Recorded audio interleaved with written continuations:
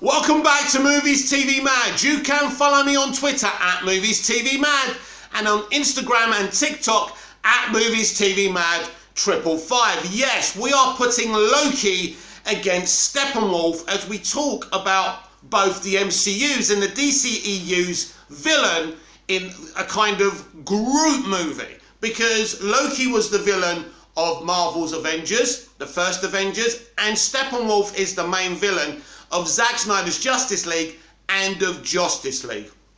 Without Loki, the first Avengers movie would be nothing but an empty shell. That's a fact. Tom Hiddleston's performance is fantastic, and that's very important. But let's look at the character. Loki is connected to one of the Avengers, Thor. There's an emotional connection there. They are brothers. They have a history. What's vital here is we have seen this in the first Thor movie. So he's already been developed so well in a movie. Steppenwolf hasn't. Here's the thing. Loki is a bad man. He's not a good person, but he has got redeeming qualities. But the magic of Loki is he's relatable. Steppenwolf is not. I don't really understand the choice of Steppenwolf. It's not that I don't like him. He looks beautifully visually. Obviously more in Zack Snyder's Justice League than in Justice League. And of course they gave him a little arc in Zack Snyder's Justice League. He simply does not work as a character. We see him in a deleted scene which they put back in the Ultimate edition of BVS. And he was supposed to turn up in David Ayer's version of the Suicide Squad. I'm just not sure how much we were going to see him in that film. Look, it's very, very difficult to make someone like Steppenwolf relatable. Loki's relatable. Really, to make Steppenwolf relatable, he needs his own movie. You need to do a string of New Gods movies, don't you? And that was never going to happen. And that's the problem. You just throw him in. He's this big CG character. He's not relatable. Loki is. He's Thor's brother. He's full of personality and character. He's a humanoid. And that's really, really important. Where Steppenwolf is a creature. You could literally have Godzilla or King Kong going up against the Justice League.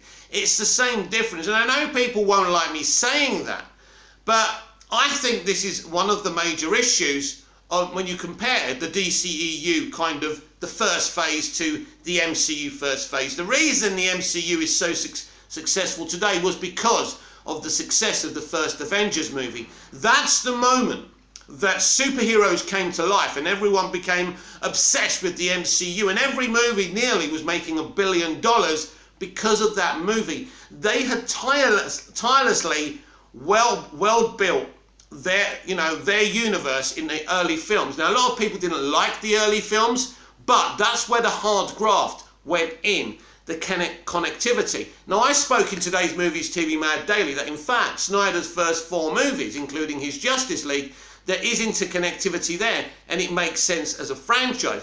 But it's very, very different, because a lot of the Justice League characters never got origin movies apart. I mean, obviously Batman gets his movie in BVS, but it's not. He's sharing the stage with Superman. It's not the same thing. There were so many better villains to have in a Justice League movie, and obviously you're going down the Darkseid route. But was it a bit too early for Darkseid as well? Well, if we compare, listen, we're comparing to something that's successful in terms of the MCU. I don't like to do this, but we have to be honest with it, because Loki is working for Thanos. Now Steppenwolf is working for Darkseid. And I get that, and it's kind of similar if you think about it. The difference is the guy working for Thanos is connected to one of the Avengers. You could have brought in Reverse Flash if only you actually did a Flash origin movie to set up Reverse Flash like they did in the first Thor movie. Then you could have had Reverse Flash working for Darkseid. It would have made more sense. He would have been connected to one of the Justice League instead of actually just having this CGI creature that has no empathy, no relatability It simply doesn't work. And this is what Feige got right. You know, you have this kind of god of mischief. He's kind of funny. He's dark at the same time. He's a killer the moment he kills Coulson, a character that was fed in from step to step in the phase 1 of the MCU as well. It was done very carefully and creatively and cleverly. And the same thing wasn't done with the DCEU. And Snyder was running that, don't forget. You know, let's kill Superman off in BVS and let's just do a rebirth story in a Justice League movie. That simply doesn't work. Quite simply for me, and I'd love to see your comments down below about this, Steppenwolf was the wrong villain to bring in to a Justice League movie. And Loki was the right villain to bring in because he's connected to Thor, he's connected to the Avengers, it's interesting, and he's relatable. And Steppenwolf simply isn't. Comment down below, like, share and subscribe, and I'll see you in the next video.